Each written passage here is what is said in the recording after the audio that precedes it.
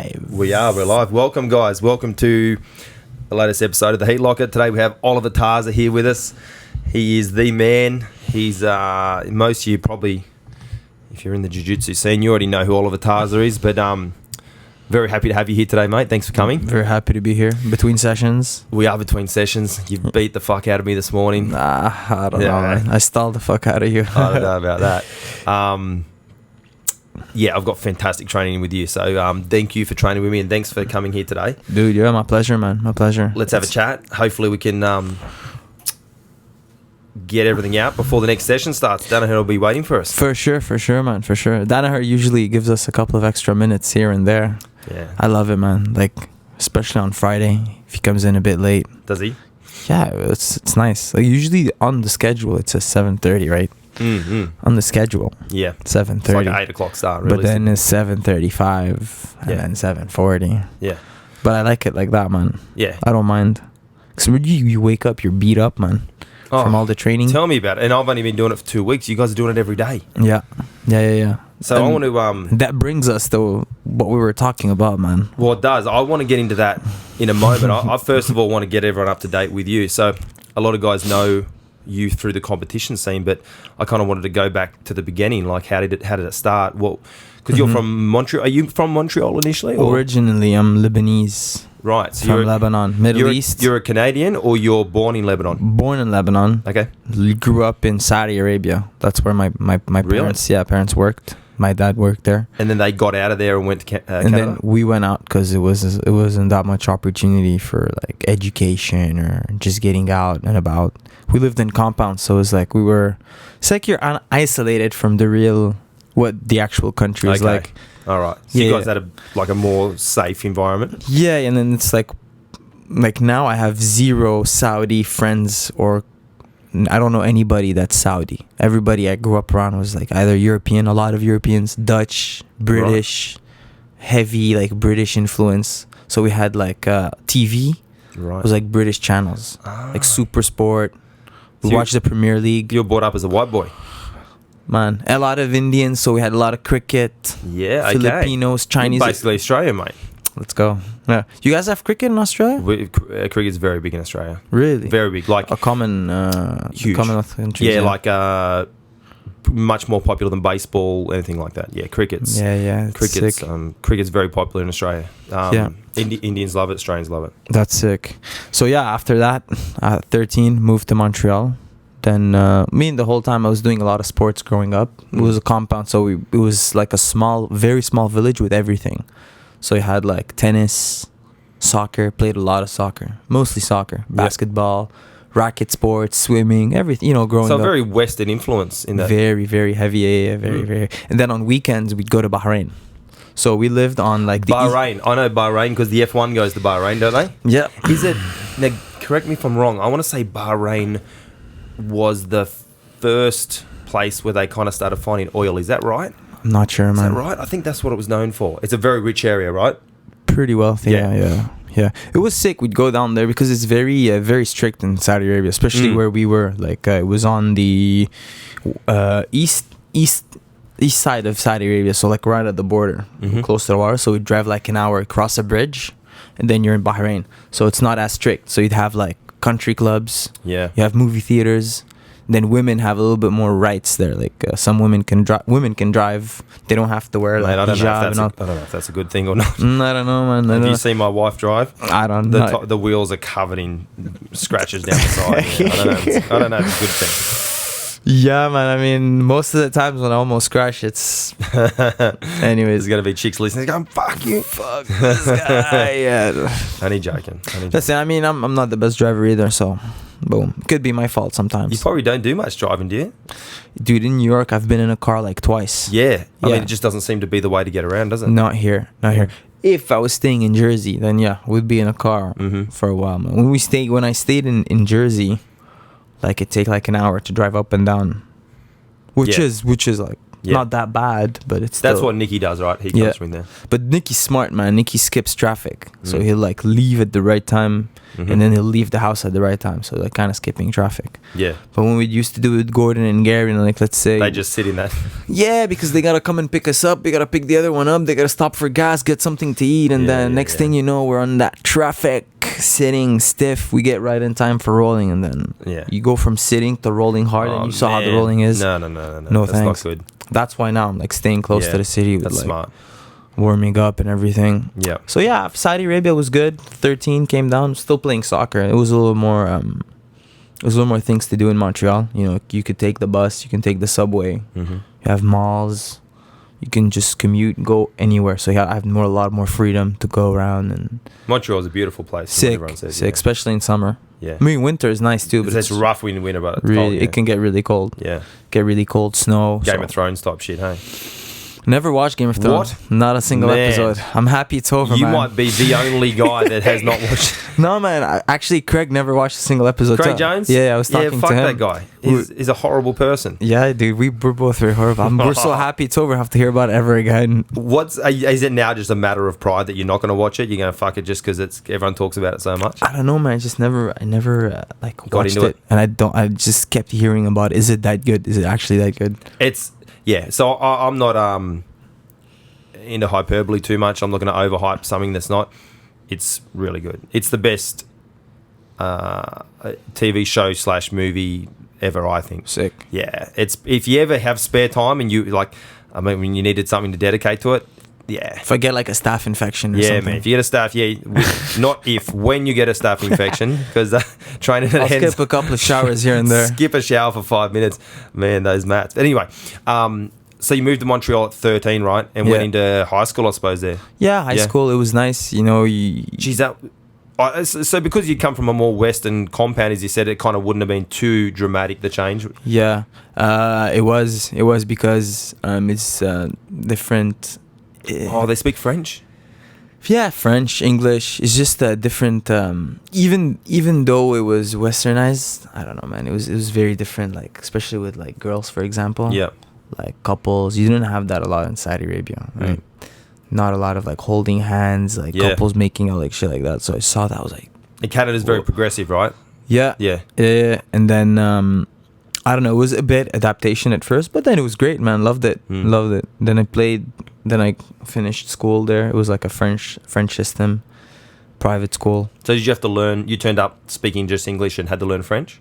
No, I grew up speaking all three because in the compound most of my friends were English speaking, and I went to French school in Saudi Arabia. Oh right. And then my parents would speak to me Arabic, so I had all three. Jeez, that's trilingual, not bilingual. Trilingual. Yeah, man.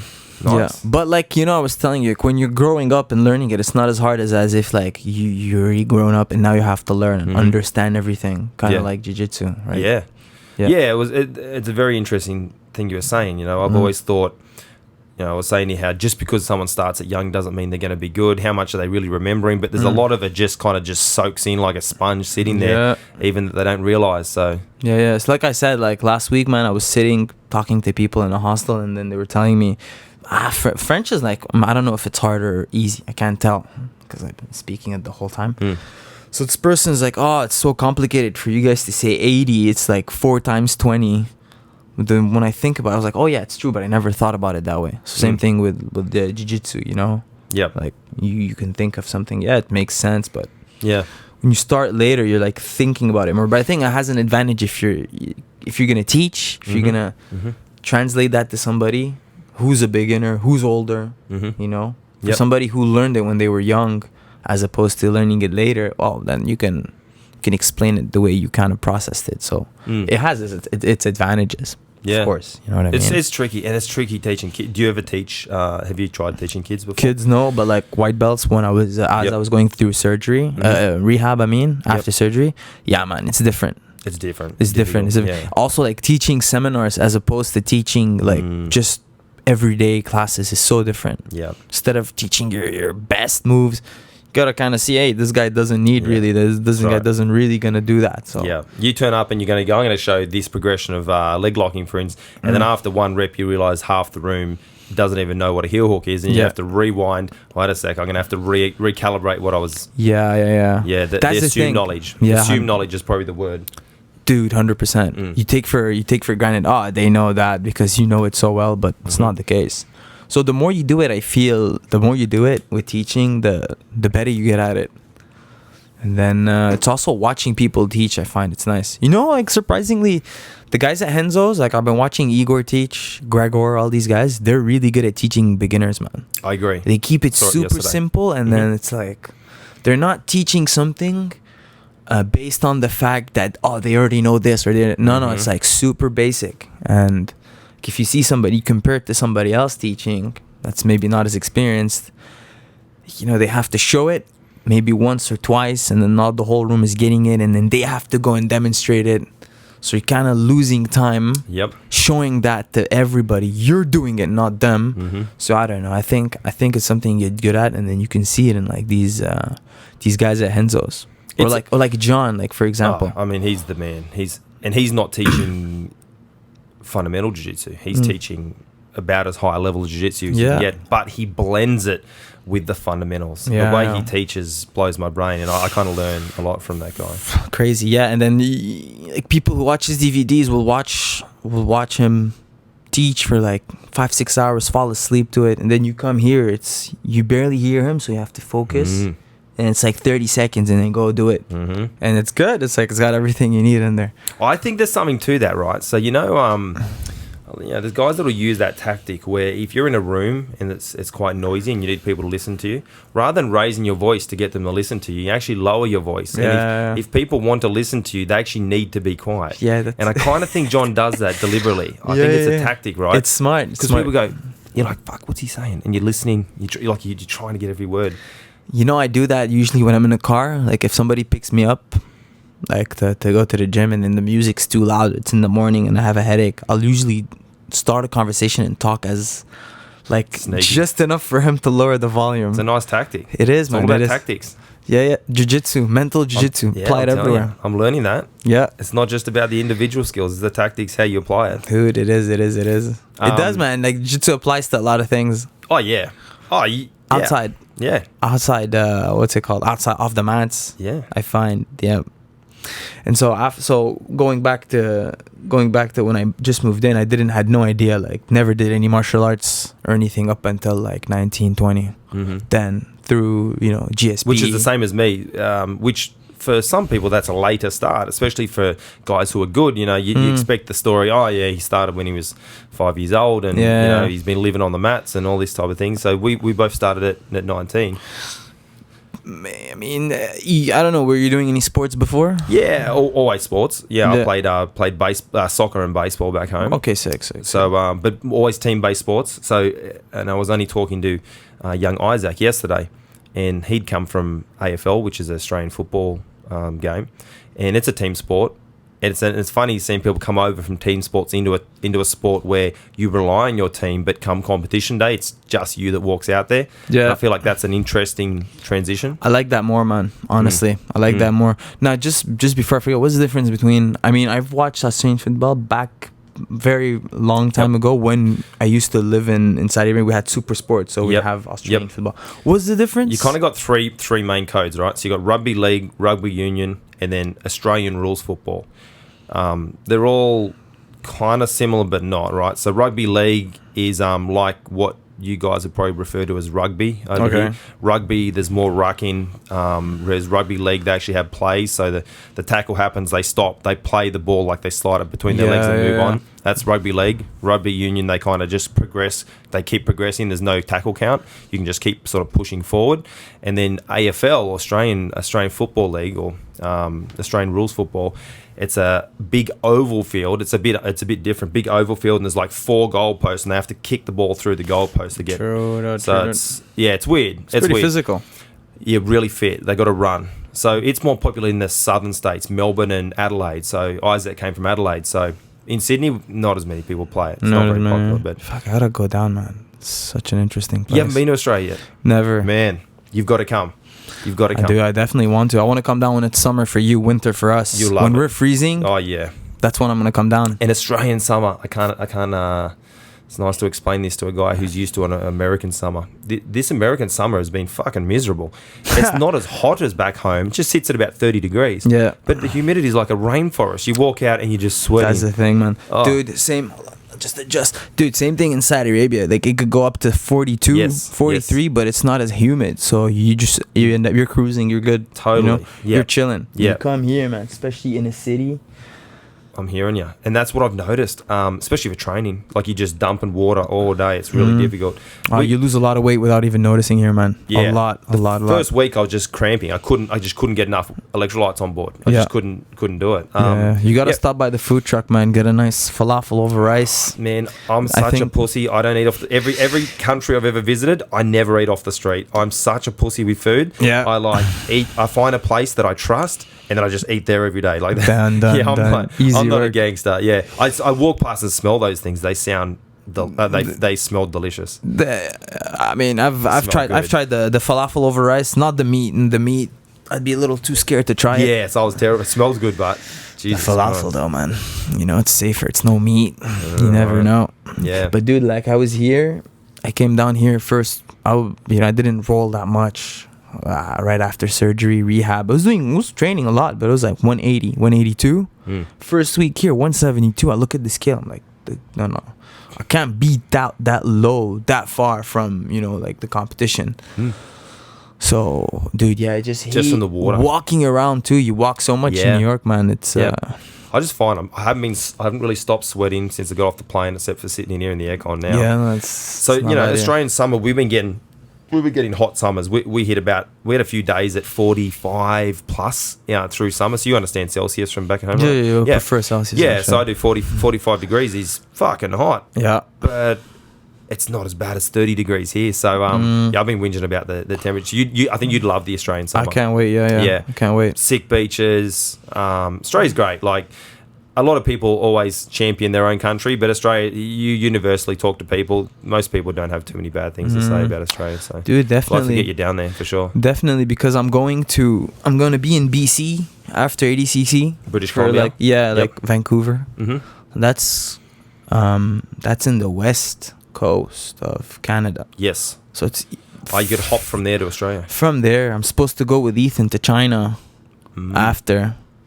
You can just travel so much with jiu-jitsu, right? You have it's not about like finding places to go to. It's about choosing where where's better to go to, right?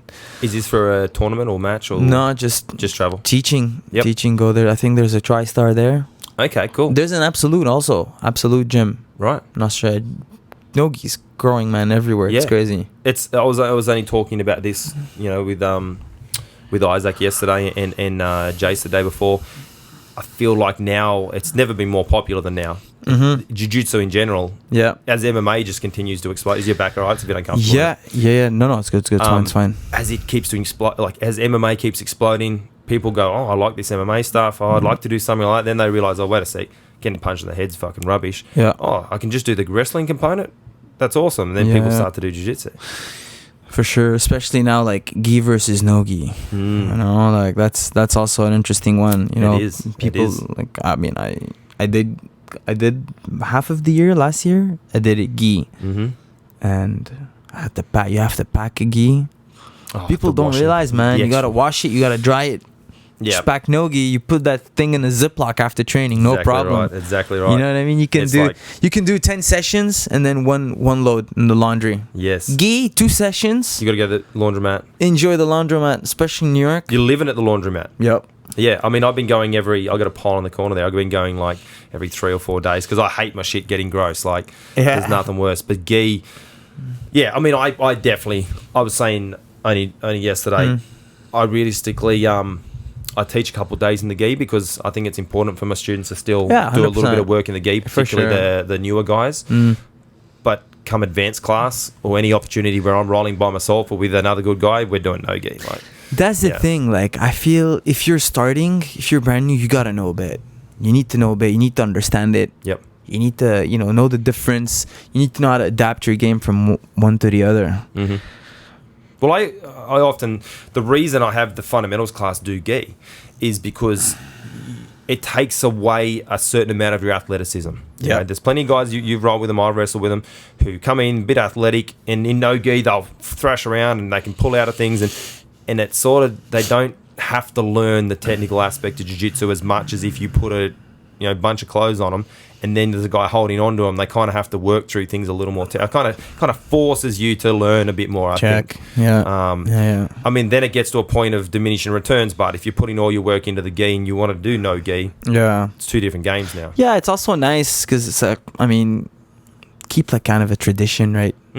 Yeah, there's definitely a certain amount to that too. I wouldn't be happy to see the gi disappear 100%. Yep. Like, no, it's nice. It's nice. The gi is part of the martial art aspect of it. Yep. It's nice to keep a bit of tradition in there. Well, I'm proud that I got I'm a jiu-jitsu gi black belt, I'm proud that I got that. Sick. So you did gi and patil when? Yeah, I mean, I've always been in and out of the gi. I've just always preferred no gi. So same here. Yeah. You started where? Where'd you start? So my coach was Elvis Sinisic and Anthony Perosh. So they were both sort of Australian pioneers for jiu-jitsu and mixed martial arts. They both fought for the UFC. So I was with them since 2005.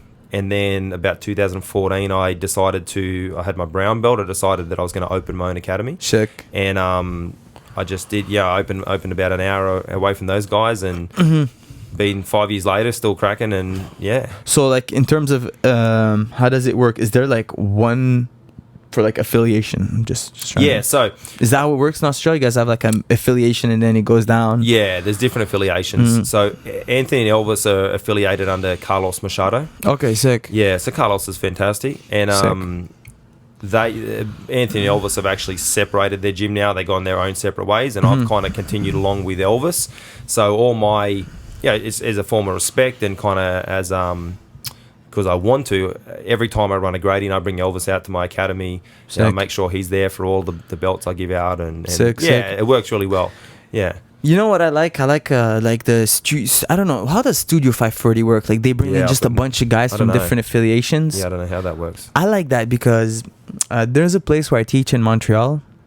The guy reached out to me as soon as I got injured. He's like, "Man, listen, I know you guys are all poor bums in jiu-jitsu." Yeah. You know what I mean? It's a fair assumption. For the most part, most guys are usually kind of tight and low on money. Then he's like, "Hey, if you want to come and teach while you're injured, come through." I look it up, and the guy's like, he opened his own studio. He called it a studio, and it's not like there's no real affiliation to it. And it's nice because he brings in guys from different teams, and it brings like all the jiu-jitsu community together in one place, right? You see them everywhere. Studio 540 is on everyone's rash guard. It's nice because it's like supporting everybody. You know what I mean? It's not like just Baja or just Humata. I mean, listen, I understand competition is very healthy. It's good. Like you're trying to get better than a certain team. It gets people to grow. And we're very tribal.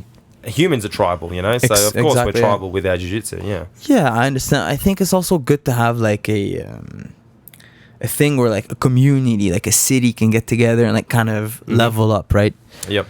I don't know. I find it's like an interesting thing. So is that a gym? Like people go there and they're members at the gym, and then he just brings in a bunch of different instructors? Is that how it works? Or yeah, he's bringing in. I mean, he's bringing in different guys. He was bringing in me. He's bringing in somebody for the gi. He's bringing in seminars from like guys from Unity. Yeah. He's talking to guys from Atos. Talking to guys. I think Keenan's taught there. I'm sure he has, isn't he? Keenan, not yet. Studio 540, yes. Yeah. But the one where I teach, not yet. Oh, so there's a couple of them, is there?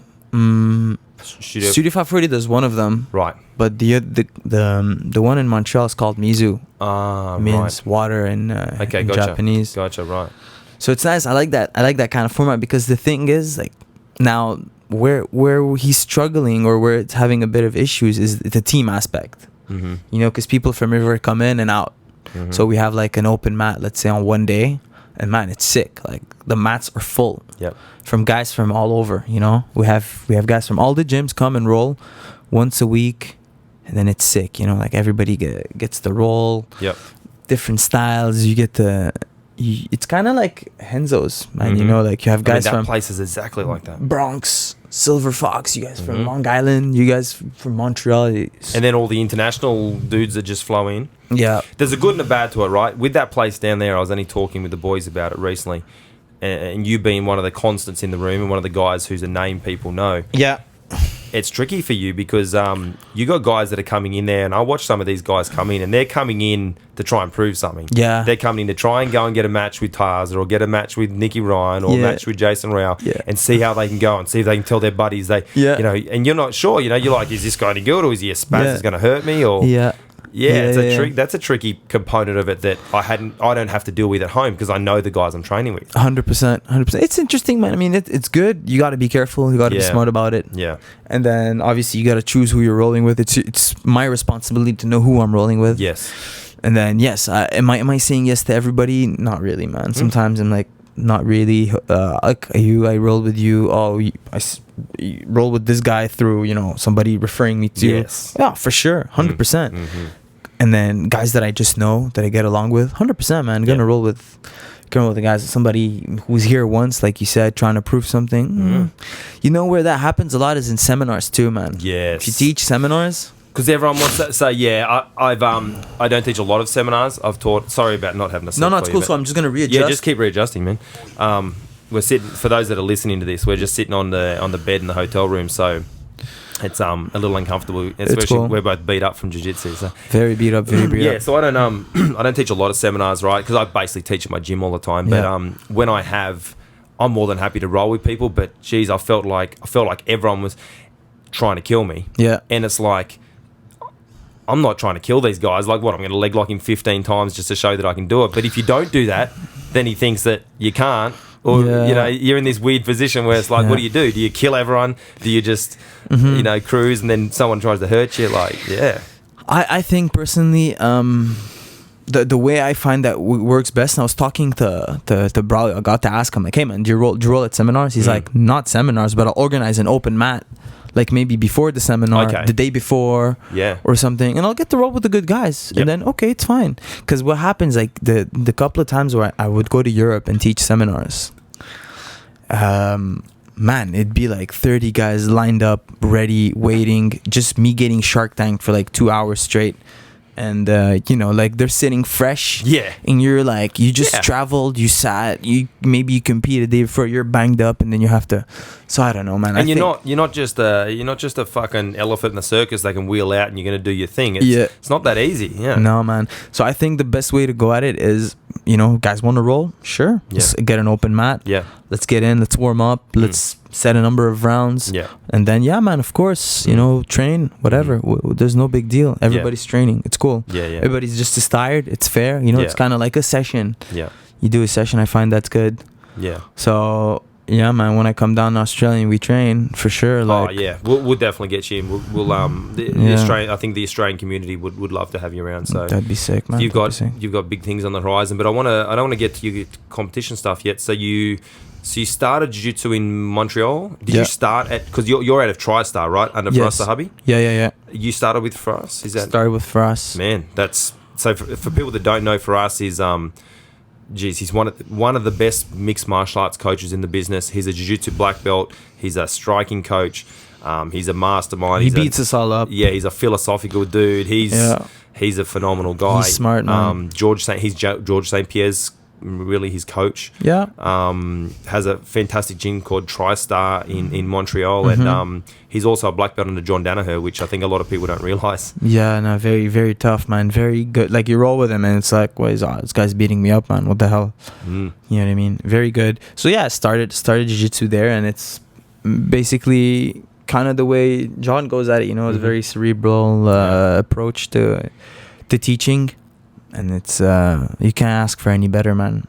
You know what I mean? These guys get you guys so good so quick. I mean, what's this? Your 7th year of training? 6th year? What are we looking at? 6, getting to 6. Man, I mean, you're a brown belt at the moment or black belt yet? Brown. Jesus Christ. Yeah. You make me feel like a bum. I'm a 1st degree black belt and you just smoke me. Man. You know what? I said this as well, talking about that room down there at Hanzo's. Your belt means nothing. You walk in there, if you're going to walk in there and have this big pride about what belt you are, you're going to get shown up. You don't even know what belt the guy you're rolling with is. That's what I love about irrelevant. It's actually irrelevant. Yeah. It's how good you are. Yeah, it doesn't. You don't know, man. You don't know. Yeah. Like, you roll with Damien, for example, one of the guys at Henzo's. But I forgot. I don't need like he was like. Yeah. I didn't know, man. I thought he was still like. I mean, I'm not saying that he sucks, but I thought he was still. I didn't know. Yeah. I didn't know he got graded. So I was like, man, how you like still blue belt and you're like doing so good? It's like I got my. I didn't even know. Yeah. But So I mean, like, he's a purple belt, right? He's been definitely getting the better of our rounds. He's submitted me when we've trained. Like he's a purple belt. Yeah. And a lot of black belts haven't experienced. I know what that room's like. A lot of black belts haven't experienced going somewhere in purple belts working you over. Yeah, man. And it's a beautiful thing to see the quality of jiu-jitsu and the speed at which you guys can get to a high level. Yeah. And I think that's from the mastermind of John Danaher, and obviously he hands that down to for us. So you started as a white belt for us, and then white belt, and then so I started doing mostly gi, right? I was doing cross classes and other classes too. So it was mostly gi up until purple when Eddie Cummings was coming down the TriStar to teach. I remember when he came down the first time, I was actually in New York, but at Marcelo's. Was blue belt. I didn't like really hear about like Henzo's or anything. You were training at Marcelo's? Yeah, man. Really? I did a month at Marcelo's when I was like a fresh blue belt. And for us, hadn't said you've got to go and train with Danaher? Oh, for us was cool with it. Not really. Like or is it just Danaher's room wasn't the same as it is now back then? I think it was just me not knowing, because the thing is, the reason why I remember wanting to go down to Marcelo's is that I went to New York Open as blue belt. I wanted to compete. We went down with the teammates, and then back when Dylan and Mateos were brown belts, so I saw them. They both won double gold. I was like, yo, these guys are really good. Yep. Where do they train? And I saw they were from Marcelo's. I mean, they are good. Marcelo's fantastic. Yeah. Yeah, no, it was really good. And then so New York Open is like, usually it happens around April. Yep. So I was like, oh, as soon as because I was still going to, I was studying kinesiology back then, like exercise science. So I was like, as soon as I finish my finals, I'm going to go there and prepare for Worlds. Gi. I was doing gi hardcore in the game, like hardcore gi. Scumbag. Yeah, I know, man. And then, the nice thing about Marcellus, they do half and half. They do half and half. They do both. So yeah, I brought gi, brought no gi, brought everything. And then I did a month there. And it was really good, man. It was really good. But that's when Eddie, when I was doing that, Eddie went down the TriStar. And I come back, and like they're all doing legs. They're all tacking my legs. You've gone to get training. I missed it completely. Ah, Jesus. So then, a couple of months later, one of the fighters that used to train at TriStar, Tom Breeze, he was like, man, I went to Henzo's and there's this guy called Gordon. He beat me up. He tied me up, and he was really pissed about it. So he brought Gordon in, and I was like, I'm not missing that. So it was right after summer, school starts. I was like, I'm gonna be there. And then Breeze was like, like Gordon's gonna come, and we're like all tight on money, and I was staying at the dorms at TriStar. Yep. I was staying at the dorms, and I was like, whatever, I'll let Gordon stay in my room. It's cool. I'll go back home for the week he's there. So I let Gordon stay in my room, and then like anytime Breeze would want a private with Gordon, he'd use me as an uke. Oh, man. So, man, I was just learning. So, what, Gordon was a purple belt at that stage? Gordon, yeah, was... what would that have been? I got my purple belt at the end of the summer, and then Gordon just got his brown belt. So, that would have been about 3 years ago? 3 or 4 years ago? The amount of years, I don't remember exactly, but 3 years? I think probably about right. Three or 4. Gordon's been a black belt for a year now, I think, at least. Yeah. It's probably about right. Maybe. Yeah. So I was. So did you realize at that point in time? Did you realize that you were working with probably the best submission grappler in the world, or a guy that was going to become the best submission grappler in the world? I mean, listen, man. I don't want to talk bad about anybody, but I went to Marcelo's, right? I rolled with their top guys. I was rolling with Tinoco. I was rolling with Gianni, Satava. Dylan. They were kicking my ass. Munch. They were all kicking my ass, man. Kicking my ass left and right. But it just felt different rolling with Gordon. Yeah, I trained. So last time I came to New York, nearly 2 years ago now, I trained between the two gyms. It was my first time here, and it's like, well, you go to both of them. You don't know. You don't know. And absolutely no disrespect, because they're such nice guys, and Marcelo's like the best guy ever. Like anyone that's got something bad to say about Marcelo can go get fucked. Yeah, if you're saying bad things about Marcelo's You're academy, you just I don't know. There's something else in the back of your mind. Something else. Something else, 100%. But I've never been dealt with and put in as much danger as I have at Henzo. That's the thing. It's different. It's a different type of grappling. Man, And once I experienced that, I was like hooked on it. It was like a drug. I'm like, that's what I need to try and create and try to teach people. Yeah. It's so different. You got that same bug, right? I got the exact same feeling as you. I was training myself. Like, again, I was getting past, they're very positionally fantastic. They'll pass your guard. Very strong, very good. No doubt about that. And then in competition, look, they do amazing. It's perfect. Mateo's fucking killing it right now. You know what I mean? Dylan was killing it. Johnny's killing it. Satava's doing great.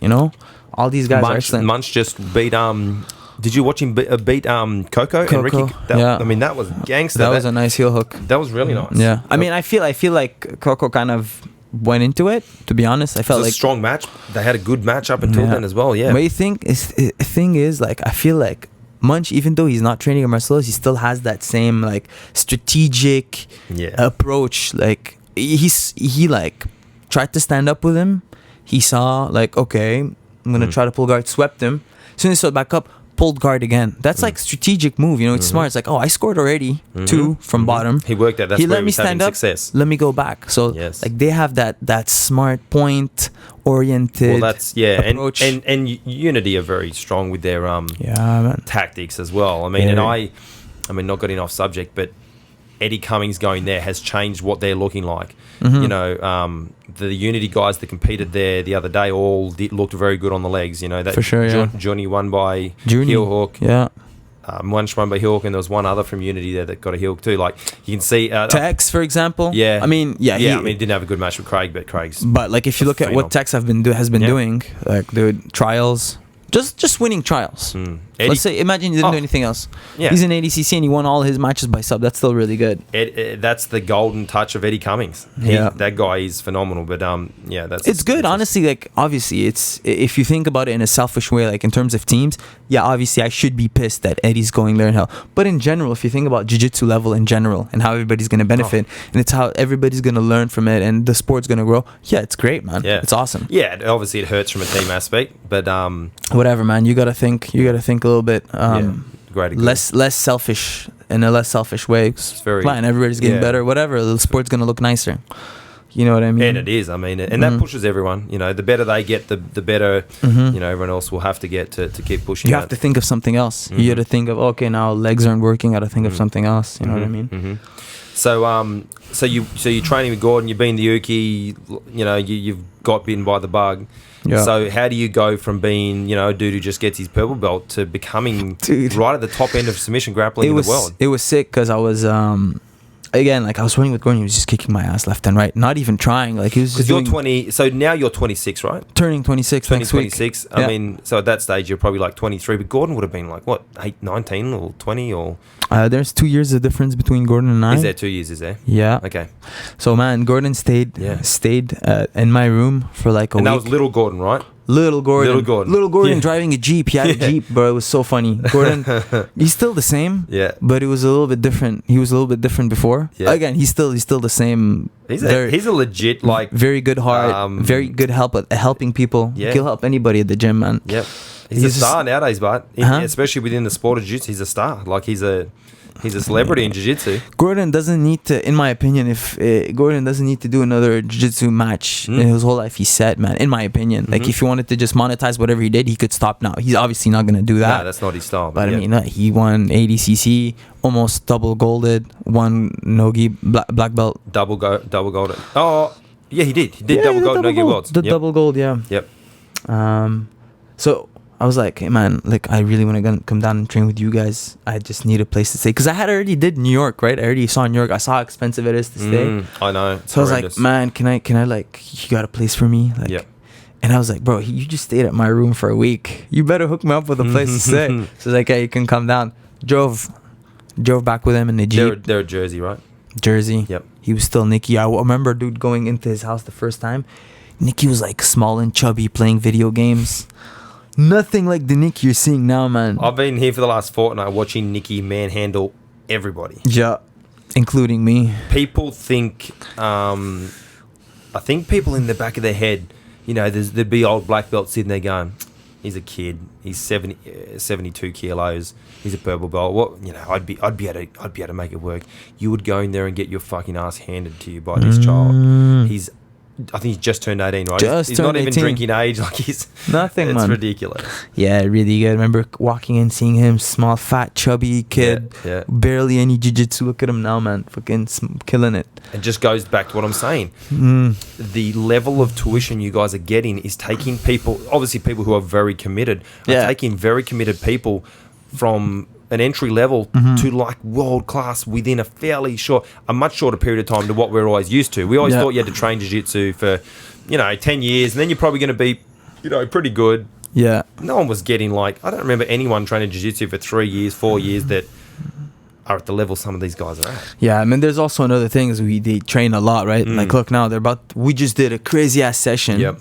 Then, I don't know, we're about to do another one in like an hour. Yep, exactly right. So it's like we train a lot too, like you said. It's the techniques, the knowledge, kind of, and the quantity, the work ethic. Guys train, and then these guys are gonna train again tonight. Yes, they're gonna do another jiu-jitsu session tonight, Friday night, man. Yeah, they're gonna. And I was only thinking about. I was sitting there this morning, and I'm thinking, geez, that I'm looking at the room, and I'm thinking, you know what? I also think there's something to the fact that.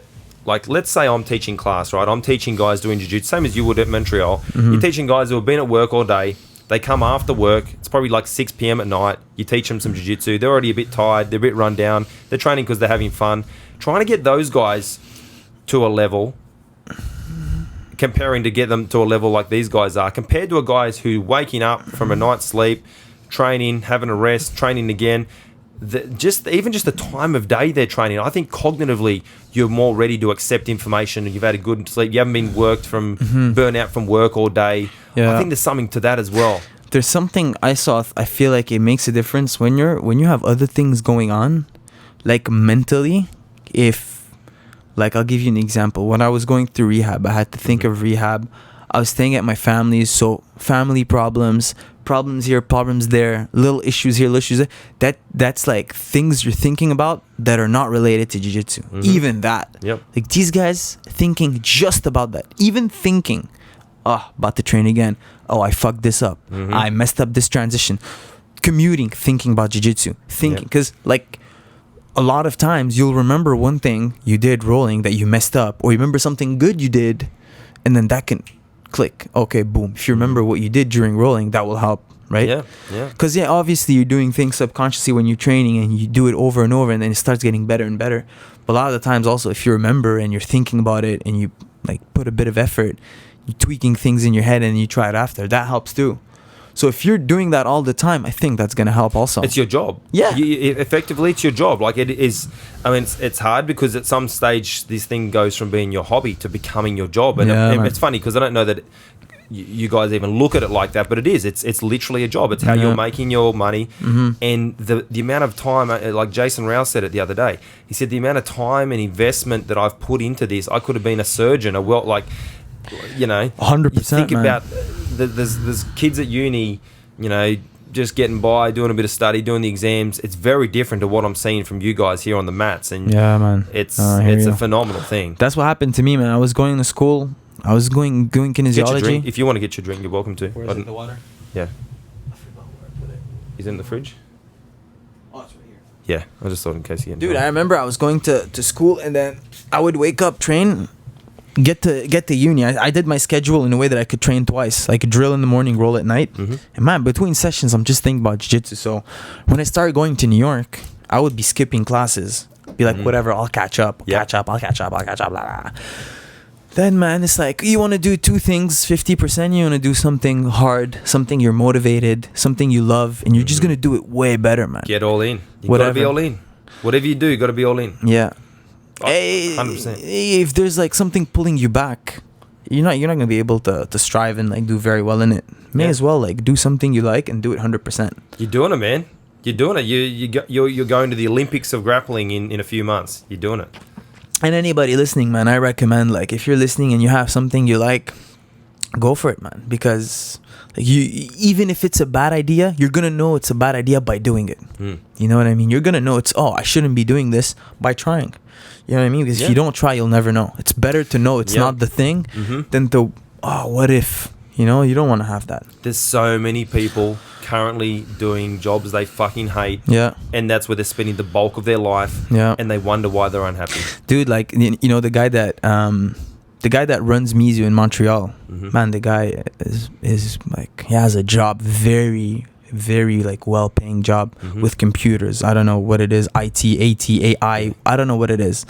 But the guy can just live and cruise and ball. He's like, I don't like it, man. I don't want to do it. Yep. So he has that job. He's running a full-time academy, training, competing. And like, he's doing way better in one aspect than the other. So like, just shift what you're doing. You're going to do way better. Yeah. I think happiness is happiness needs to be the forefront. Now, there are obviously things that get in the way, like, because it's not going to, like, I have one of my friends from Montreal. He came down 2 weeks ago. He's a purple belt, and he was going through the exact same thing that I went through the first time I was in New York. Short on money.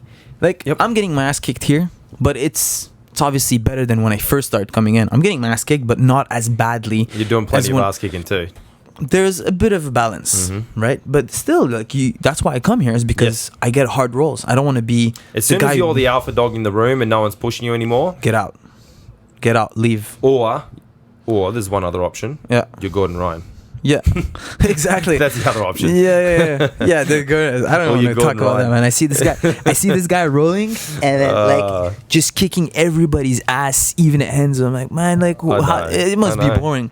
But anyways, if you're the top dog in your gym and you're looking to, you know, compete, looking to improve, like what you're doing, get out, learn, get some people to come in for sure, and to improve for sure. Now, like, he was going through the same thing. He's getting his ass kicked by everybody, especially when you first come down to Henzo's and there's that humidity, there's that pace, there's people attacking you. And then, like, I go to TriStar, man, it's great, but the style is more like wrestling. It's more like guys not letting you get anything on you. You come down here, guys are inverting underneath you, attacking your leg, grabbing this, grabbing that. You're not used to it.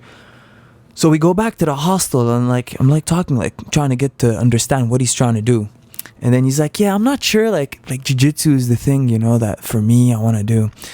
I'm like, man, you're already doing it. You're already here in a hostel eating oatmeal and bananas. That's your nutrition. Yeah, you're sharing. That's all you can afford. You're sharing a bed with me for 2 weeks. You're doing it already. So I'm like, let me ask you this. If you came down here and you kicked everybody's ass, or you did a lot better, what would be your thought now? Would it be like, you're sure? Not sure?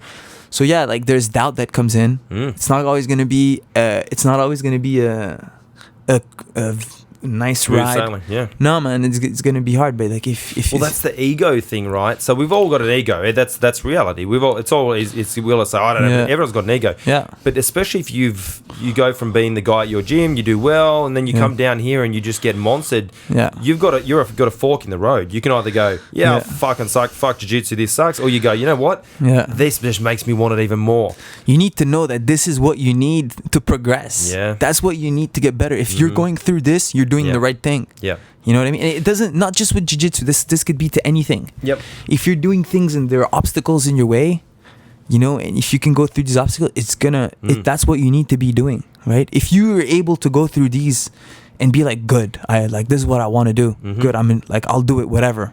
You're able to go through the obstacles no matter what. That's the thing you really should be doing. Yeah. You know what I mean? So it's like, you just got to be able to detect and like kind of know when these thoughts come up. That's perfect, because that's what you should be doing, right?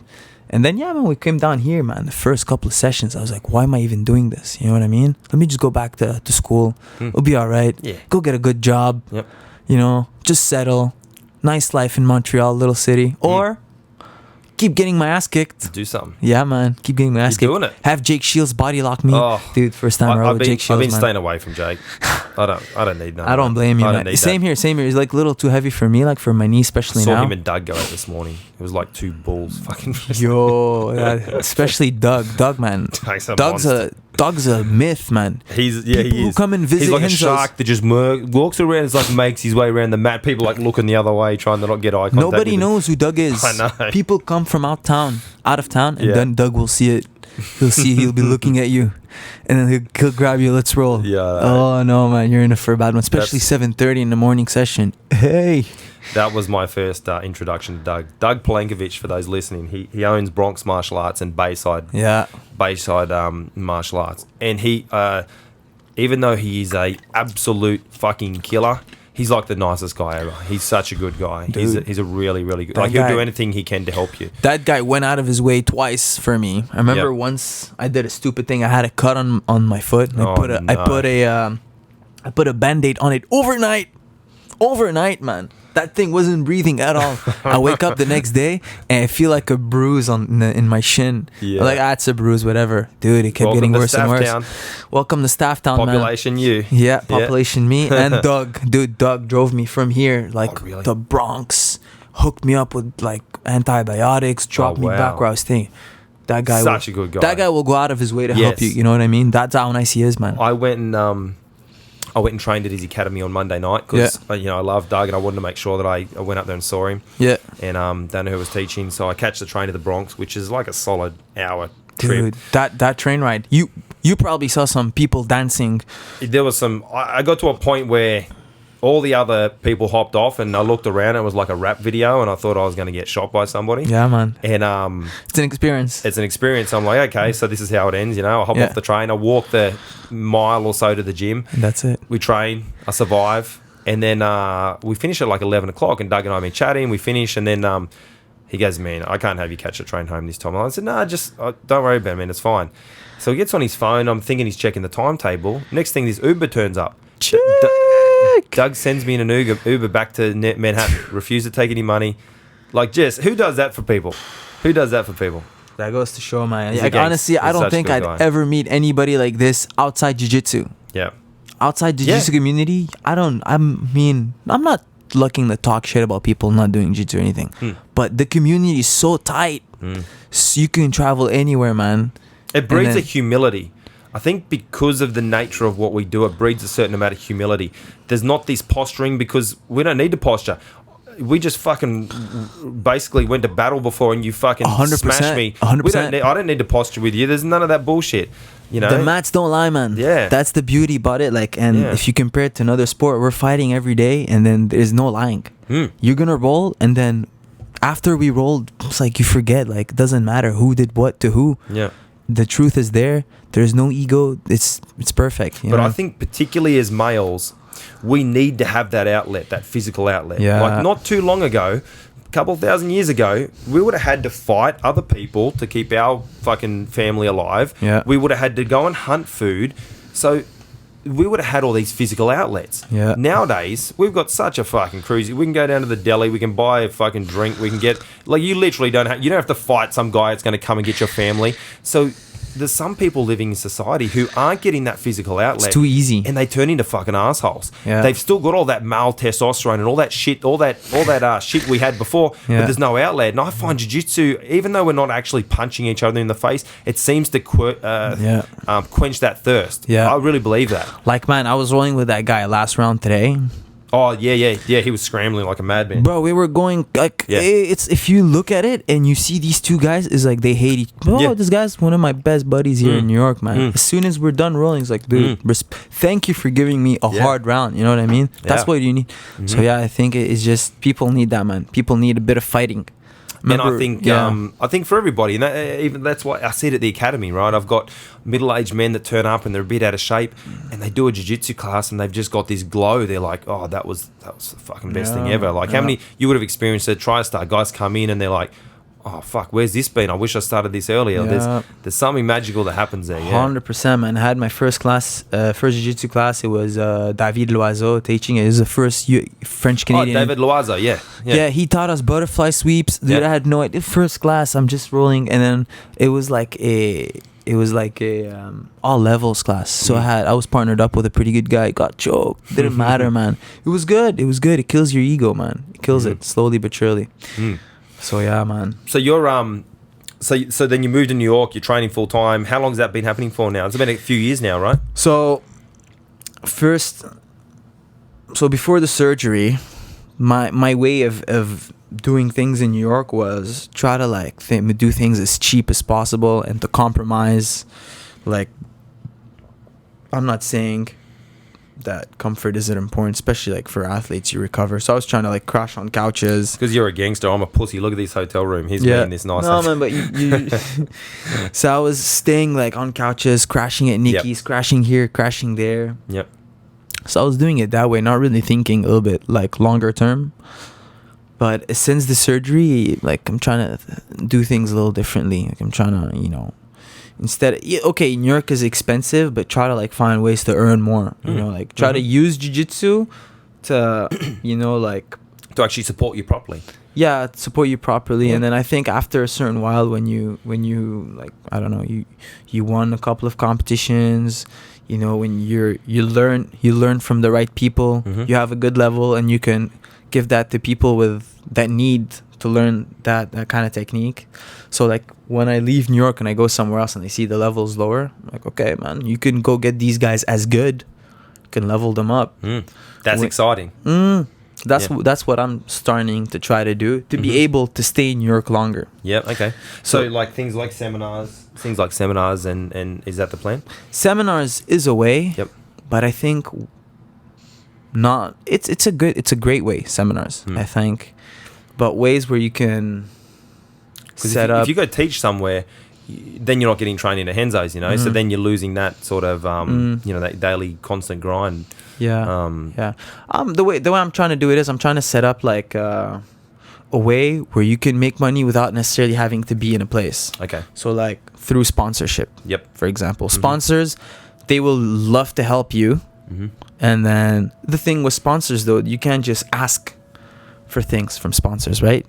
You gotta show them that they can benefit from having you on board as well, right? And you need, at your level, you need monetary ones. Like I was only talking to Isaac about this yesterday. Yeah, a sponsor's no good to you that goes, oh, here you go, Taza, here's a free rash guard. You're like, man, I don't need a fucking rash guard. I need to pay my rent. Yeah, like that's the thing. You actually need like realistically monetary type. So how do you make it a win-win for them? That's right. You got to like, how do they get their return on investment? Is what you've got to try and explain to them. Exactly. You got to find a way to like make a win-win. So.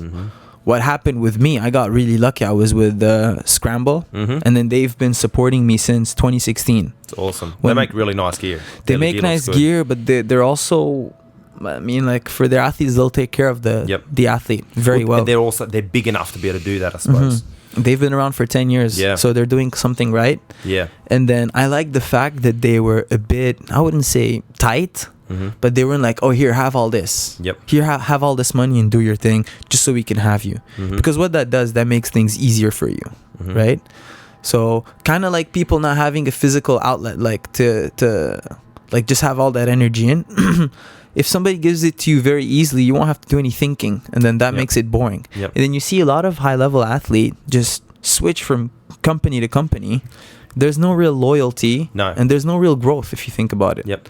Because it is so. What I got lucky with, I'm trying to do is I'm trying to like have a partnership with my sponsors instead of just like a deal. So that's what I'm going to try to do. I'm going to try to. That's awesome, man. And that makes you very valuable, a very valuable commodity to them because, your contract finishes with them in 6 months. They know you're not just going to be popping to the next dude that pays another $5. Yeah. That means a lot. I think, I think that's good. For me also, because I come from a place where the level of jiu-jitsu is a little bit lower than New York. Well, a little bit lower. I mean, everywhere is a little bit lower. So that's the thing. Like I invest in myself by coming and learning here, and then I can go around my, like Canada, for example. Yep. Go around, level everybody up, and then use like, I don't know, selling gear as a way to invite them to support. So this is a way I think athletes can kind of start finding ways to make money. Mix it between learning and then giving back. So before we forget, do you have like a promo code or something like that you use if people are buying stuff from Scramble? Definitely. They can use my family name, 15. So Taza 15. Yep. No capital letters. Definitely support. So Taza. Taza 15. Yep. And then for me, that's kind of when I got hurt after I was sitting in bed, like post-op first week, I was like, okay, if this will never heal, what am I going to do with my jiu-jitsu? And then there's sponsors here and there. So I think that finding a good way to follow up from jiu-jitsu to the business aspect of it, teaching, or like through, gear, through, things that people need when they're training. Yep. I don't know, like soap. It's a big enough community now. Yeah. Where if you've got the respect of the community, all that stuff will fall into People will place. support you. Yeah. If it's win-win, you're helping them, they're helping you. I think that's a good way. Instead of feeling entitled to having somebody just hand you money, just find a way to help them. They'll help you. So I think for athletes looking to, make a bit of money with jiu-jitsu, I think it'd be a good way to think outside the box. You know what I mean? Because seminars are great. I find seminars are excellent, but you see somebody once and then you can't really monitor their progress. Whereas if you have people, a certain set of people in an area you're targeting, you can see them on the regular. You can help them get better. You can help them get exposure. They can come and train here, and you can kind of guide them. Here's a place where you can stay. Here's who you train with. Guys here, meet my friend from here. So you can kind of help others do what you're doing. You become a conduit for people to... So I think that's a good way for jiu-jitsu guys, anybody listening that wants to... But it's not... I want to also preface that with, it's not easy. You have to do the fucking hard yards that you've done. You've put... This last fortnight of training that I've done is what you guys are doing every day. And that's not easy. It's legitimately a full-time professional job. If you like it, though... No, but we don't even have to justify whether you like it or not, but it still doesn't take away from... I think people try to depreciate it by saying, oh, yeah, but it's something you love, You're like, no, but it's still hard work, man. It takes a lot of brain power. It takes a lot... I'm physically putting my body on the line as well. And coming back to that, so we didn't talk about it, but you've talked about the injury a few times. Was it... What exactly happened? Was it ACL? ACL full tear. It was a lot of... sitting around after training instead of cooling down. It was not enough rehab. It was hard training. It was volume way too high. So for me, after the surgery, it was about what happened exactly. What caused it? Were you in the training room? I was rolling with Rao, and then he had a Jason Rao. Fucking Jason Rao. Fuck you, Jason Rao. No, I'm just kidding. It wasn't his fault, man. It was me trying to spin out of something on slippery mats, going hard. And it's not like it's that one thing that tore my ACL. It's repetition. If you're getting injured, you're tearing something. Chances are there's already damage. It's a lot of things. It's like you pull on something once, twice, 100, 200 times. Eventually, it's gonna tear. Especially if you don't have this the support around, strong glutes, strong hamstrings, strong. I mean, you got pretty thick muscular legs. Was it not the case before? It was not, man. I had chicken legs before. Gotcha. I swear to God, I had chicken legs, man. I mean, when I was playing soccer, yes, my legs were strong, but then jiu-jitsu, you don't. The thing is, with a lot of jiu-jitsu athletes, you see, they don't treat it like professional athletes. You got to do that, man. So that's the thing for me. The good adjustment that I made after surgery, conditioning, finding ways to not have to kill myself physically, to be able to stay here in New York and train, building things so that I can do it for longer. And then just enjoy it more, make it more enjoyable. So was it a patella? Did they use a patella tendon or they use your hammy? It looks like they use your hammy, Hamstring, So how's the hammy feel now? It doesn't feel tight? A lot of people complain of feeling like a tightness in that spot. I mean, it gets a bit tight. The other leg for me is still getting a bit tight. So it's a lot of band work. Supple Leopard, by the way. Very good book. Kelly Starlet? Is that his name? I don't remember his family name. Becoming a Supple Leopard. For us, talks about it. For us, is really big on George is huge on it. George did his rehab. I think it was the second or the first, whatever it is. He did his rehab, and then, he fought after 8 months. So really good book. I highly recommend for jiu-jitsu athletes to get a hold of it. And then it's a good book to detect symptoms like when they first come up, and then ways to just tweak things, mobilize the joint, loosen up the muscles around, having a better understanding of what's happening to your body. I think that's important as an athlete, because not only that, if you can do it to yourself, then you can help other people not get injured, prevent. And this is a part of it. We were only talking about this yesterday. This is a part of the industry that guys aren't quite getting at the moment. Everyone sits around, class starts, maybe there's a warm-up, maybe there's not. Yeah. You know, you do some drilling, you start to wrestle, you go balls to the wall, you kill each other, then you sit around and chat a bit more, then you go and have a shower. And you're like, wait a sec, where in here do we fit any type of, you know, proper sort of pre-warm-up and you know, work, and then the post-training stuff, like, it's just like we get it out of the box, we fucking run it to the walls of the wall, and then we just put it back in the box again. And over time, you can't do that. And then some of the guys are going to do that again, man. You're ramping up, you're redlining your body, you stop, you do it again, you sit, you go, you commute, you do this, you do that. On the long run, they'll definitely, people who don't get in the game and start taking care of their bodies are gonna feel it, unfortunately. Well, I feel like they can get away with it while you're still young. Yeah. So I'm 34 now, right? Mm-hmm. I still think of myself as being 20. It's funny how you, like, as you get, you're probably finding it too. Like, you get older, but you keep thinking you haven't really changed from like 20. So I'm 34 now, right? And I still feel good. I feel great. Like, for a 34-year-old, I'm in good shape. But I definitely noticed, like, this hard training, like, my hips sore, my back sore. There's just little things. And I haven't been able to do the recovery I like to do back at home since I've been here. So I think I talked to you about it. I'm a really big pusher of the sauna. Yeah. Like, the sauna, I sauna every night at training once I'm finished. Yeah. I make it as a religious thing. I won't go home without doing it. Even though it's extra time, I could just go home. Yeah. I can get up the next day and feel good, right? Here, 100%. I haven't been able to get a sauna, right? And I'm just noticing those little things start to add up. And I feel like I see these guys, the best in the world, they're getting the best tuition, they're training their asses off, but they're maybe, I mean, it's not for me to say, but maybe they're missing that kind of keeping their bodies going right, you know? It's important. I mean, for me, it was the case, and until I got hurt, that's when I kind of learned the lesson. Well, I see you're the only guy in the room that I see doing stuff. Yeah, man. And that's not a shot at the other boys at all. They're all phenomenal athletes. But I just I do believe that this stuff has value in it. It does, man. It does, 100%. Warming up, activating your muscles, loosening up the joints, working some balance, some proprioception, warming up before, cooling down after. Very important, in my opinion. Makes a big difference. I mean, maybe I'm doing it now because my legs are super still sensitive and still healing and everything, but you'll continue to do it. I would love to continue to do it, and I think it's better if I continue to do it. Yeah, and I don't think it has to be a chore. It doesn't have to take, like, I bought, I've got the Theragun over there. Have a go at that before you leave. Check. I've got the Theragun. I bought it for the gym, and everyone. This thing looks sick. Yeah, it's fantastic. And man, before class, I sit down, and even if I've got 5 minutes before I start teaching, I hit through my ITB, I hit my hips, I hit my hip flexors, and I can walk out and I feel like my muscles got woken up, and I feel a lot better when I get rolling. I don't feel like I'm as tight, and then afterwards I hit it harder and I can work more deep tissue. I stretch a little, I sauna. Just that little bit of difference, man. Yeah. And I see, like, a lot of some of the guys here in the team, the common injuries I see, like Gordon, LCL. Meniscus, Damien, I think he hit his... You know what? I think Gordon's was like a freak thing with that huge jowl, but like you're saying, maybe it was because of the accumulation, kind of beating his body up that it happened.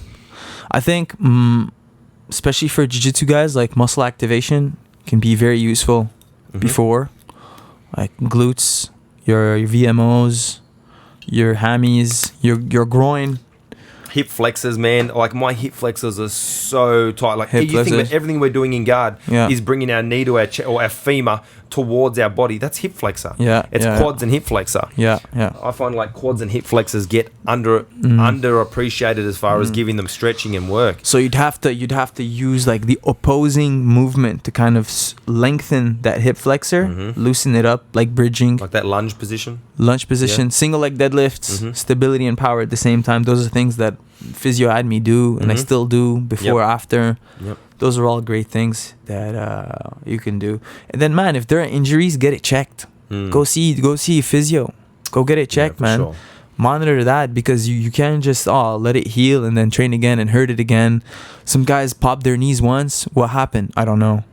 Find out, man. Go get a scan. The first thing I say to guys, they'll go, my knee popped or something, and I say, look, see how it is tomorrow. If it doesn't feel right, go get a scan straight away. Don't sit around for a fortnight and then I'll go get it. Go get a scan straight away. Go and tell your doctor I need an MRI. Get an actual proper dude to have a look at it, and then we know where we're at. They either say it's nothing or it's something. 100%. And then, hey man, if you can't get an MRI, you live in a place where it's hard, see somebody, see a physio. Physios can help, man. Physios can help. And then the thing that I like about physiotherapy, it's not like they're gonna just crack you and then tweak you and put you back into place. They're gonna go back to the core problem, like the compensation here and there, strengthen, loosen, move around, this and that. They're proper. I think maybe where you were angling there, and I think I agree with where you're going. I hear some of the people telling me they're going to chiropractors. I don't think that's a good idea personally. I don't know what your views are there. I've never been to a chiropractor. Look, I just think that people are better off going to physios. But I think to the untrained guy who's just training, they don't really know, and they're like, oh, well, chiropractor, they fix bones and stuff. But I'm telling you, people, go to a good physio that's actually dealing with athletes. Keep that physio, because the thing is, like for me, for my rehab, I could have switched from physio to another, but the thing is, they don't know your body as well. You see somebody and you make it like a weekly, bi-weekly, monthly check even. It doesn't matter, but you'll have somebody at least following you through your little problems. You know what I mean? And then guess what? Jiu-jitsu, everybody's banged up. So for me, what happened, I brought in one guy with me. Next week, I brought another guy. And the week after, I brought another. Next thing you know, that physio place like, bro, you can come and get your... he's happy with you, You can get your therapy for free. Done. And then, boom, you're bringing in guys for him, and then everybody's happy. But I do believe, like, this is something people should take a little bit more seriously. Because, like, you can lose a year of training just by neglecting little things that will add up. Right? So I think people need to have a lacrosse ball or some equivalent. That ball you've got is a larger one. That thing's really good. For the hamstrings. It gets in deep. That was very nice. Shoulders I've too. got a hockey ball I'm using at the moment, but any ball that's slippery is not as good. You need one that can kind of bite so you can actually keep it in place. I mean, I kind of... it's a little investment, man. Investment of what, $20-$30? No, not even. I think the bands, the floss you had was interesting. I haven't actually used that yet, but floss. And this is all things obviously the physio talked to me about, but then he also it's crazy, for us recommends it, then my physio recommends the book as well. The Supple Leopard, just a great book for athletes, man. It's a Bible for athletes. If you're a serious athlete listening to this, get that book. I want to say it's Kelly Starlett is his name, but I might be wrong. I haven't actually read the book, but I've heard Rogan talk about it. I think he may have even had him on his podcast, I want to say. I wouldn't be surprised. That guy's legit. The guy's legit. And then it's not like a book you have to sit down and read, man. It's a manual. So the first 2-3 chapters, it's like a general explanation, terminology. He's going to explain to you what he means by certain terms. So when you go to, like, I don't know, oh, my shoulder's a bit out of place, it's tight, it's clicking, you go open the book, oh, shoulder, page 300, whatever. You go page 300, whatever. He has a bunch of things for you to use with bands, with balls, without the ball if you have nothing. You can do something with a friend where he can step on this, whatever. And then just little tweaks here and there that could help.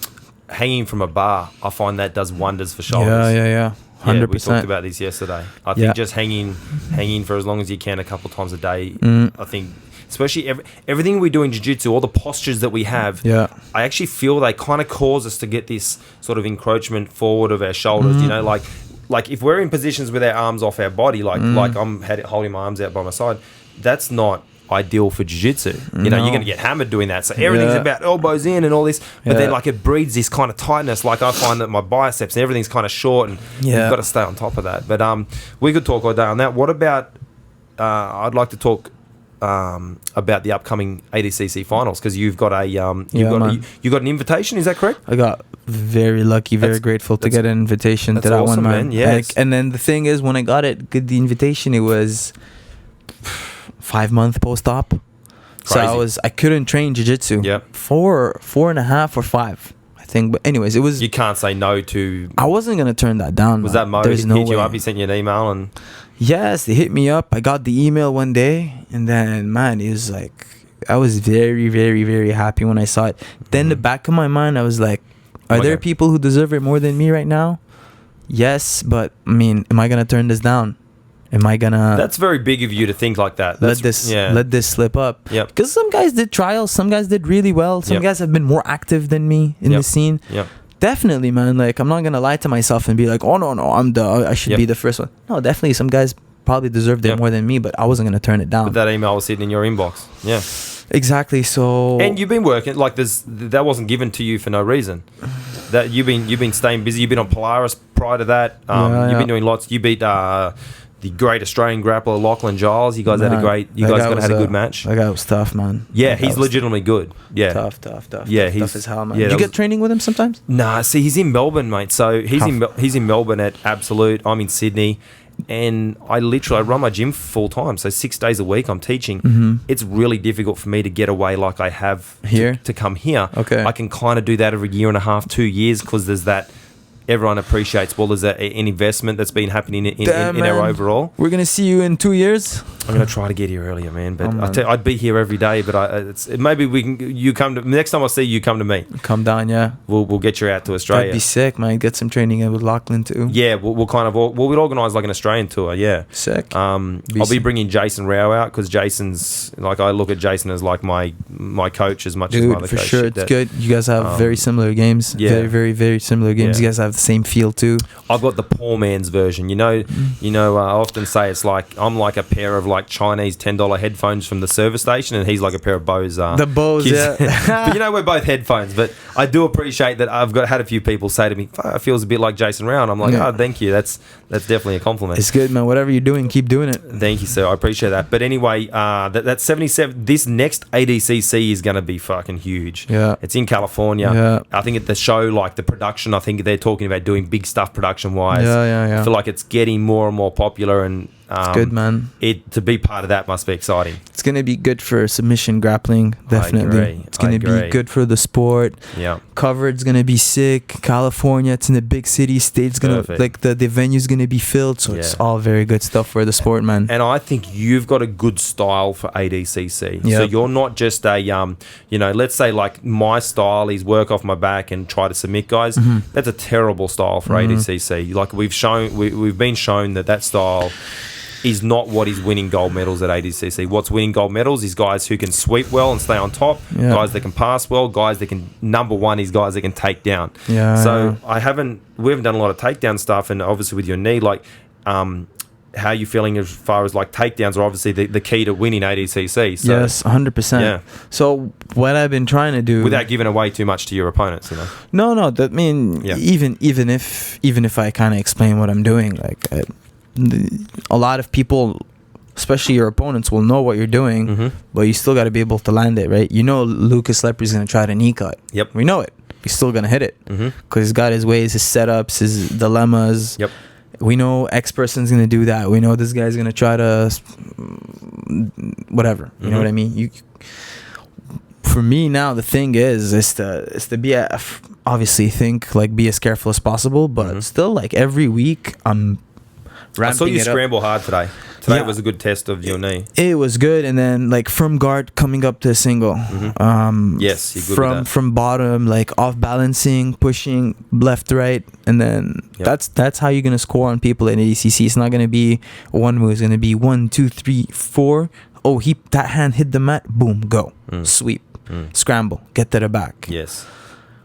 And then, man, you gotta connect. You gotta connect a lot of good things together. Like we saw like last ADCC body lock passing was very high. Like a lot of people were hitting body lock passing to the back. I mean, Gordon exclusively works on that now. He's very, very, very good at that. Yeah. I see Nikki doing a lot of that too. A lot of that. So that's the thing. It's kind of choosing the skills that I wanna really get good at, and then that's what I'm gonna be working on, man. Yeah, I'm excited for you. Who else from Henzo's is in that bracket? There's Nikki. Oh, Nikki got pumped up, didn't he? That's right. I forgot about that. Yeah. So that'll mean you two are going to be put together in the second round. Yep. Second round. That's basically how it's going to go, isn't it? Yeah, I'm rolling with him every day, man. Yeah. So it's whatever. Whoever is better that day will win. It doesn't. Are you guys? Danaher's the ultimate tactician. Do you think he's studying all your opponents for you guys, and he's chatting to you guys? Look, if you come again, do you think he's already got a bit of a plan, or it's too far out to know those brackets are going to stay the same? He's got a lot of you guys in different divisions too. I don't know whether he can study all, but knowing Danaher, he probably has. But the thing with John is very good is that he'll see like high percentage moves that are being hit in that competition. What are they? what takedowns are working very well in Yep. that skill set, and then we'll develop these skills, Mm-hmm. and then we each have different styles, so we'll kind of connect our game to Expand- what he's expand on what he's that. showing, Yep. right? Yep. Doing a lot of single leg. How are you getting to Yeah. the single leg? Some Mhm. guys want to do it off X transition, X move. From standing, we'll get to a certain takedown. But we each have our own setups. You know what I mean? So it's Yeah. kind of same skills, but with your own touch. Yeah, you know yeah. what I mean? So it's good. Oh, it's beautiful to see it all get put together. Yeah, It's beautiful. And then you stuff. have many guys for resources. You can ask questions to Gordon. You can ask questions to Jason. You can ask Craig when he comes down. You can Yes. ask Craig. Yep. So it's like resources. It's not what we're missing, but then it's training, putting in the work, and then seeing how Staying you can, safe. That's a big thing. Staying safe and getting to that comp without. Yeah. You know. For me, like right now, if 2 years ago when I didn't have that problem with preparing for ADCC, I was already going crazy, balls to the wall, Yeah. training 3 times a day, doing. You burn out. Dude, I didn't do any conditioning for last ADCC. I didn't do a single squat, not one. Not a good thing necessarily. I mean, it's not like I was weak or anything. It's just it gives you an extra. So last ADCC, I forget those finals. You were in 77. Yep. Did you win the trials or you got an invite? What was the story? I there? won the trials, dude. I did 4 trials. Is there North American trial? Like, is there trials in Canada or they're part of the North American trials? North American. I did both North American trials. East Coast, West Coast. First one, I lost to Munch in the finals. Yep. Second one, I lost to Satava. Finally, 2 Marcelo guys in the semis. Yep. Or no, damn it, I lost to AJ, dude. Oh, AJ by 2, dude. I'm so ashamed. I've not heard a good thing about AJ. He's a cool guy outside jiu-jitsu. Is he? I don't know, man. I don't know. Jason Rao hasn't got a bad word to say about anyone, but he didn't have overly nice things to say about AJ. Whatever, man. Some people are different opinions, right? Yeah. But so yeah, and I did the two European trials. And then the last trial, man, I won it.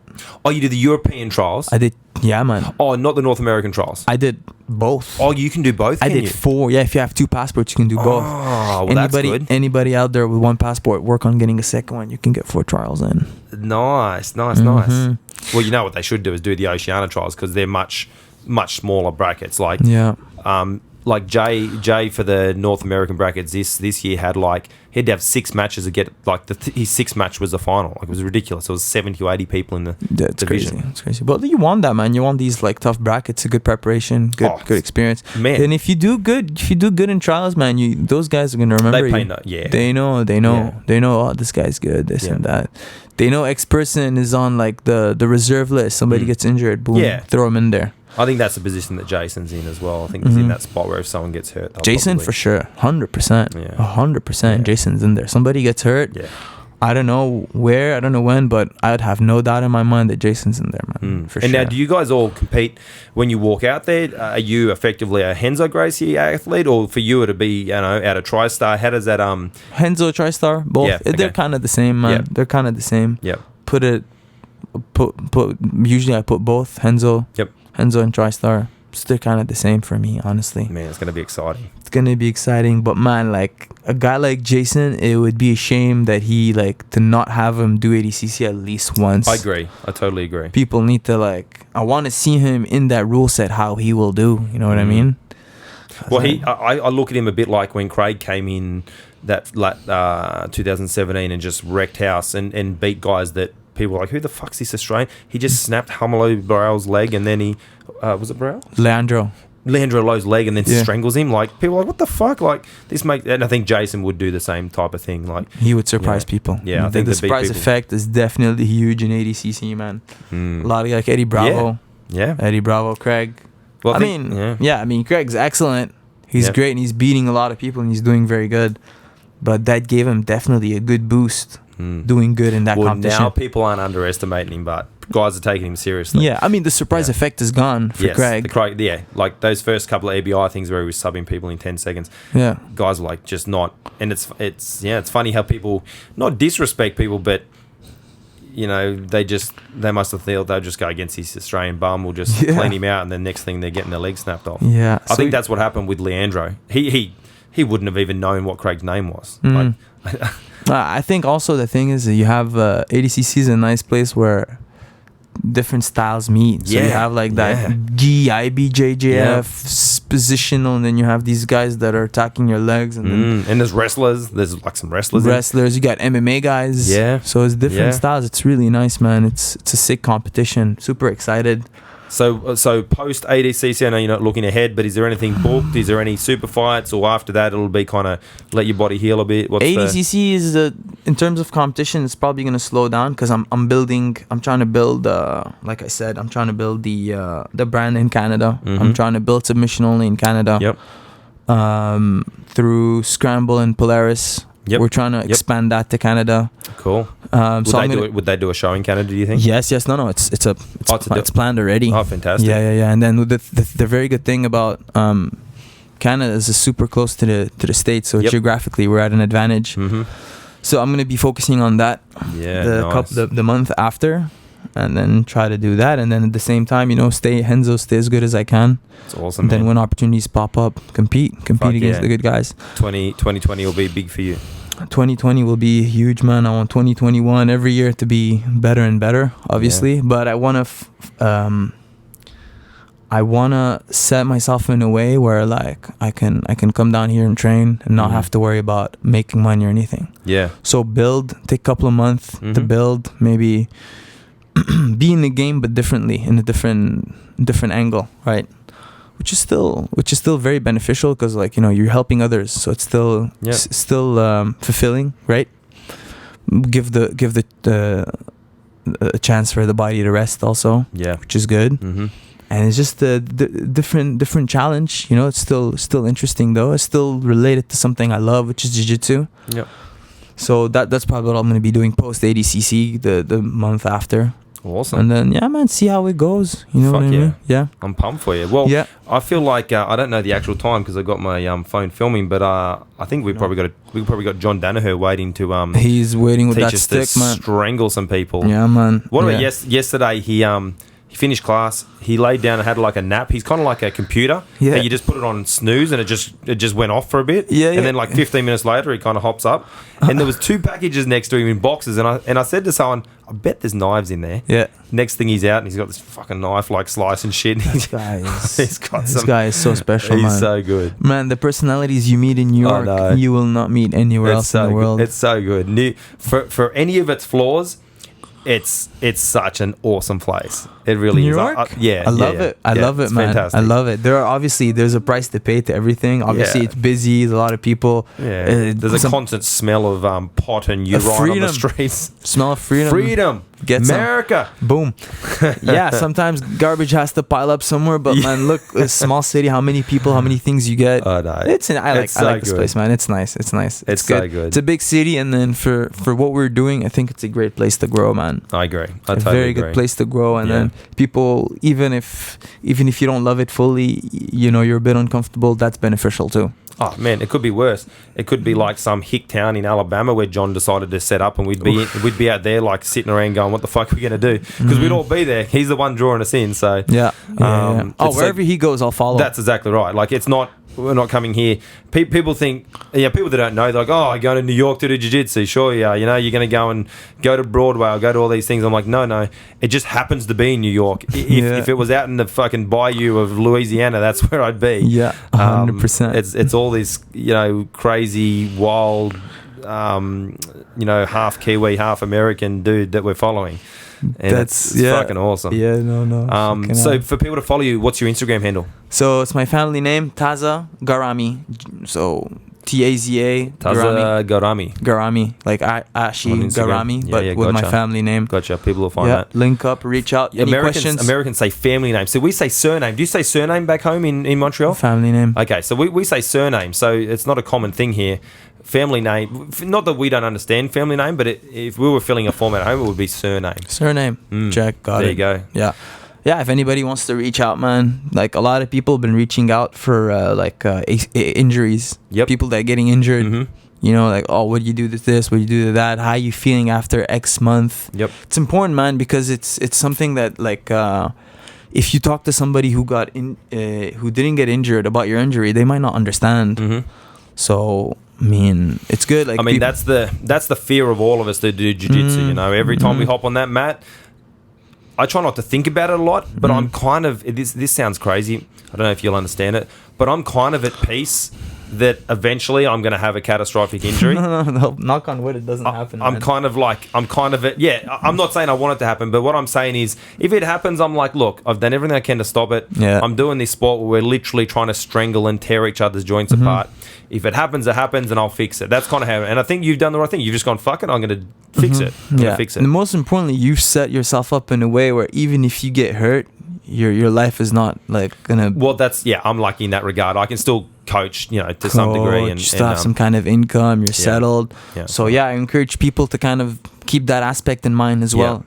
Don't get flanked. Don't like overly focus on one aspect of things. Keep other aspects in mind, and then enjoy training. Stay safe. That's it, man. Fuck yeah, man. Thanks for talking to us. You're a legend. My pleasure, man. Sweet. Thank you. Cool, man. Wrap it up. Boom.